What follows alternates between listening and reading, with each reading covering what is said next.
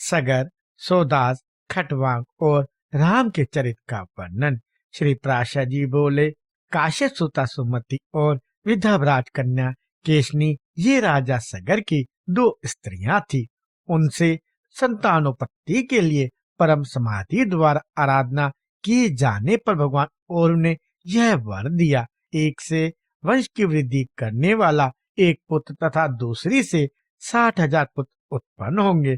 इनमें से जिसको जो अभिष्ट हो वह इच्छा पूर्वक उसी को ग्रहण कर सकती है। उनके ऐसा कहने पर केशनी ने एक तथा सुमति ने 60,000 पुत्रों का वर मांगा। महेशी के तथास्तु कहने पर कुछ ही दिनों में केशनी ने वंश को बढ़ाने वाले असमंजस नामक एक पुत्र को जन्म दिया और काश्यप कुमारी सुमति से 60 सहस्त्र पुत्र उत्पन्न हुए। राजकुमार असमंजस के अंशुमान नामक पुत्र हुआ। यह असमंजस बाल्यावस्था से बड़ा दुराचारी था। पिता ने सोचा कि बाल्यावस्था के बीच जाने पर यह बहुत समझदार होगा, किंतु यौवन के बीच जाने पर भी जब उसका आचरण ना सुधरा तो पिता ने उसे त्याग दिया। उनके 60,000 पुत्रों ने भी असमंजस के चरित्र का ही अनुकरण किया। तब असमंजस के चरित्र का अनुकरण करने वाले उन सगर पुत्रों द्वारा संसार में यज्ञ आदि सम्मान का उच्छेद हो जाने पर सकल विद्या निधान अशेष दोषहीन भगवान पुरुषोत्तम के अंशभूत श्री कपिल देव से देवताओं ने प्रणाम करने के अनंतर उनके विषय में कहा, भगवान राजा सगर के ये सभी पुत्र असमंजस के चरित्र का ही अनुसरण कर रहे हैं। इन सब के शासन मार्ग में प्रवृत्त रहने से संसार की क्या दशा होगी। प्रभु, संसार में दीन जनों की रक्षा के लिए ही आपने यह शरीर ग्रहण किया है, अतः इस घोर आपत्ति से संसार की रक्षा कीजिए। यह सुनकर भगवान कपिल ने कहा, ये सब थोड़े ही दिनों में नष्ट हो जाएंगे। इसी समय सगर ने अश्वमेध यज्ञ आरंभ किया। उसमें उसके पुत्रों द्वारा सुरक्षित घोड़े को कोई व्यक्ति चुरा कर पृथ्वी में घुस गया, तो उस घोड़े के खुरों के चिन्हों का अनुसरण करते हुए उनके पुत्रों में से प्रत्येक ने एक एक योजन पृथ्वी खोद डाली। तब पाताल में पहुंचकर उन राजकुमारों ने अपने घोड़े को फिरता हुआ देखा। पास ही में मेघवरणहीन शरत काल के सूर्य के समान अपने तेज से संपूर्ण दिशाओं को प्रकाशित करते हुए घोड़े को चुराने वाले परम ऋषि कपिल को से झुकाए बैठे देखा।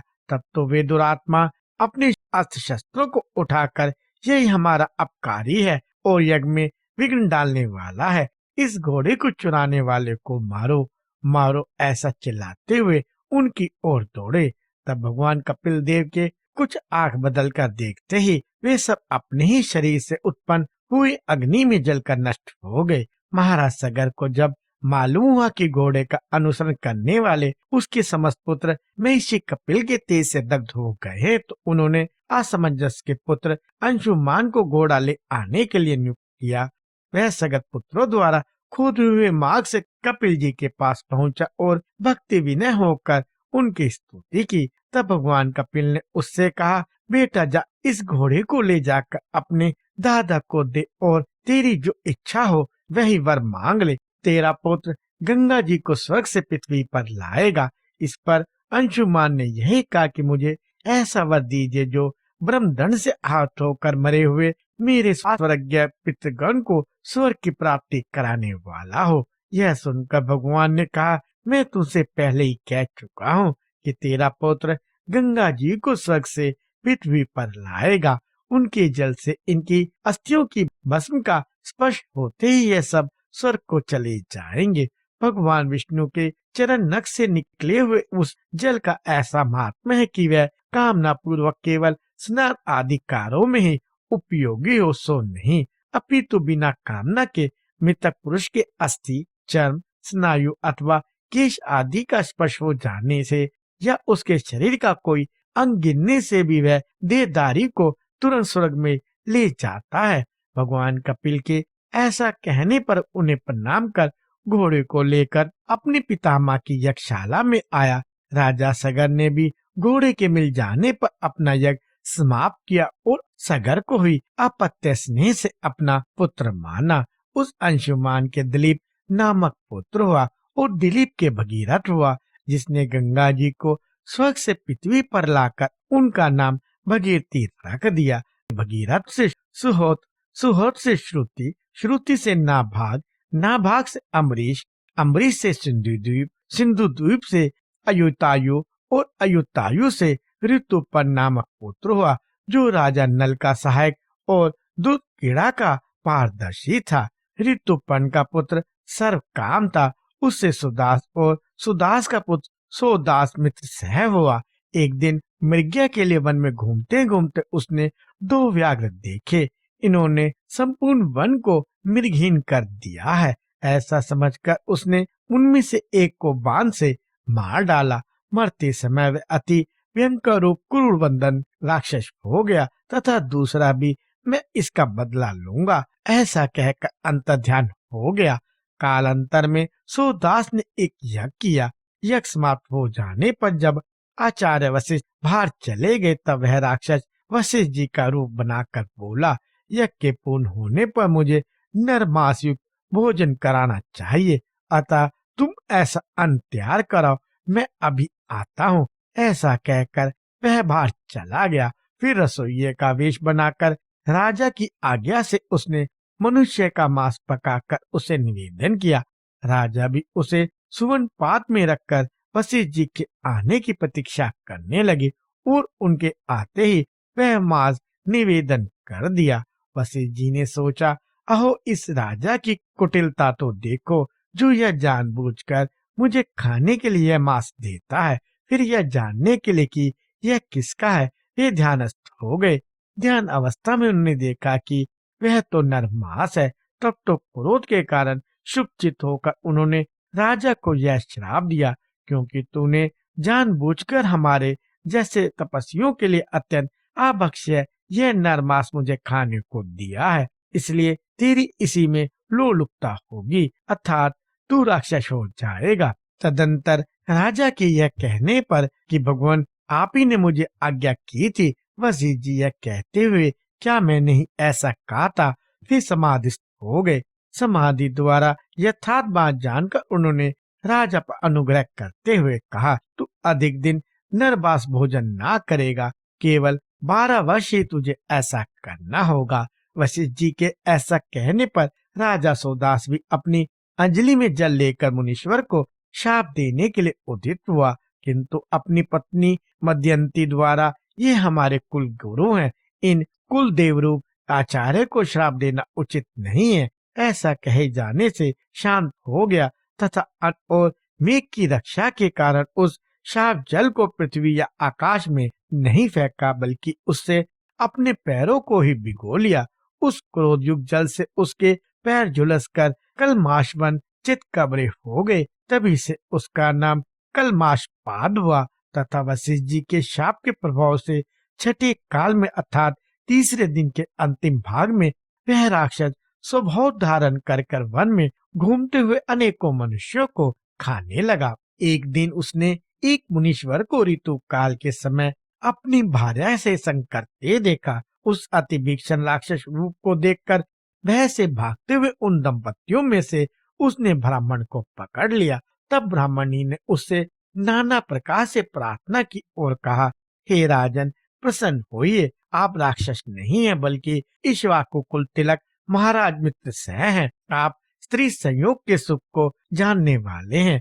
मैं अतृप्त हूँ, मेरे पति को मारना आपको उचित नहीं है। इस प्रकार उसके नाना प्रकार के विलाप करने पर भी उसने उस ब्राह्मण को इस प्रकार भक्षण कर लिया जैसे भाग अपने अभिमत पशु को वन में पकड़कर खा जाता है। तब ब्राह्मणी ने अत्यंत क्रोधित होकर राजा को शाप दिया, अरे तूने मेरे अतृप्त रहते हुए भी इस प्रकार मेरे पति को खा लिया, इसलिए कामोभोग में प्रवृत्त होते ही तेरा अंत हो जाएगा।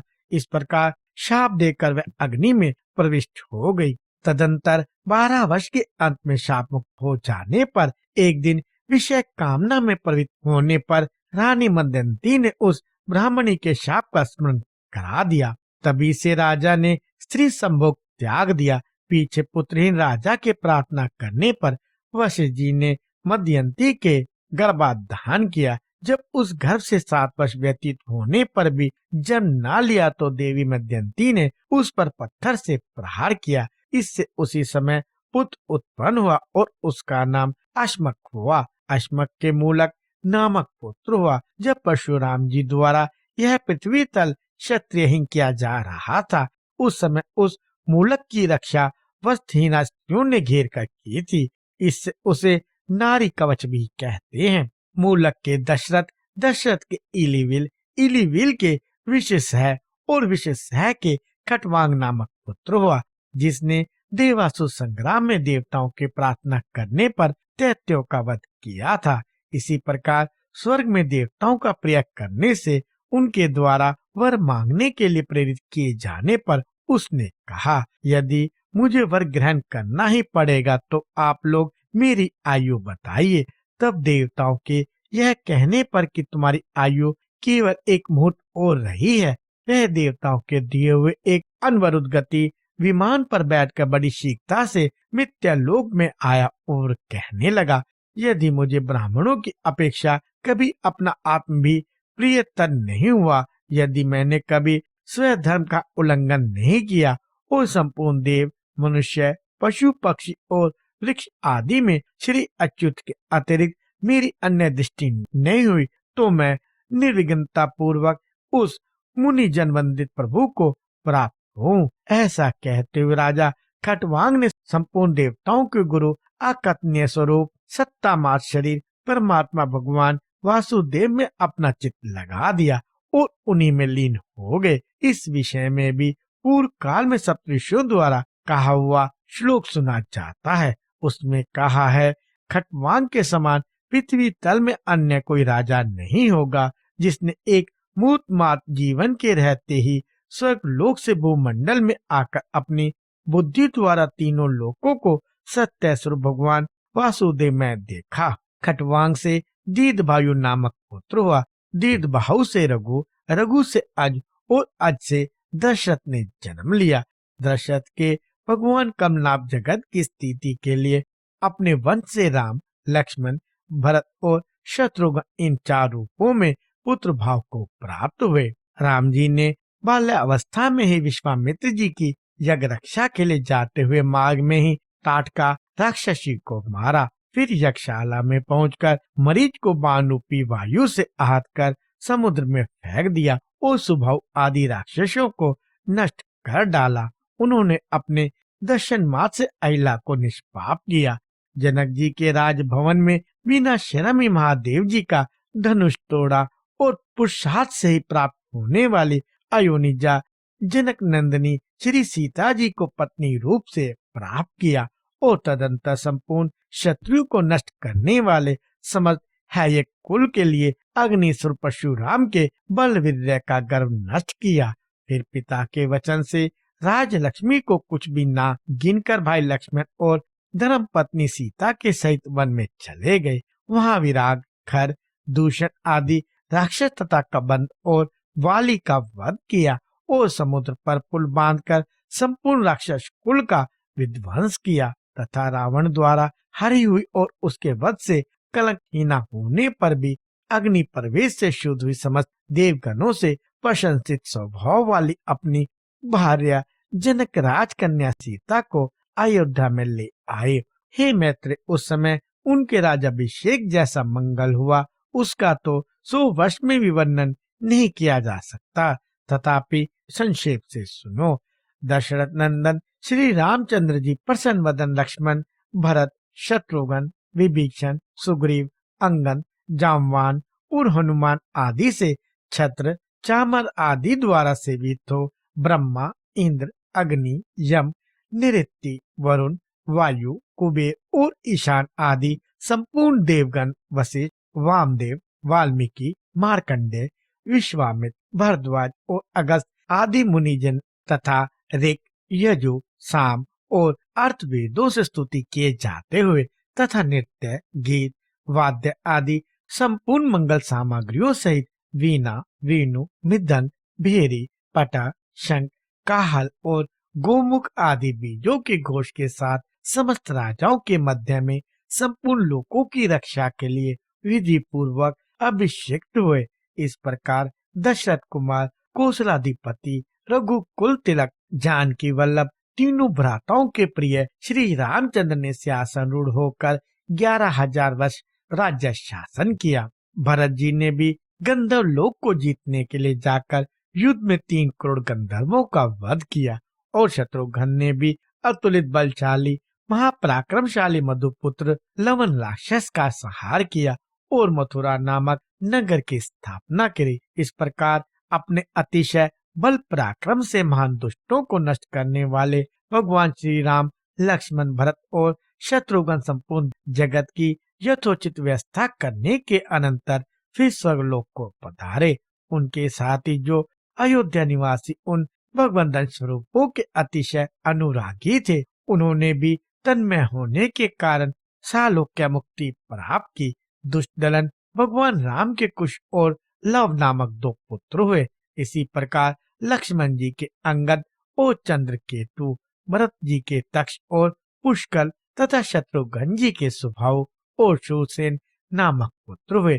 कुश के अतिथि, अतिथि के निषग, निषग के अनल, अनल के नभ, नभ के पुंडरीक, पुंडरीक के शेमधनवा, शेमधनवा के देवानीक, देवानीक के अहिनक, अहिनक के रूरु, रूरु के पारियात्रक, पारियात्रक के देवल, देवल के वच्चल, वच्चल के उत, उत के वजनाभ, वजनाभ के शंखन, शंखन के युषिताश और युषिताश के विषसह नामक पुत्र हुआ। विषसह के हिरण्यनाभ नामक पुत्र हुआ, जिसने जैमिनी के शिष्य महायोगेश्वर याज्ञवल्क्य जी से योग विद्या प्राप्त की थी।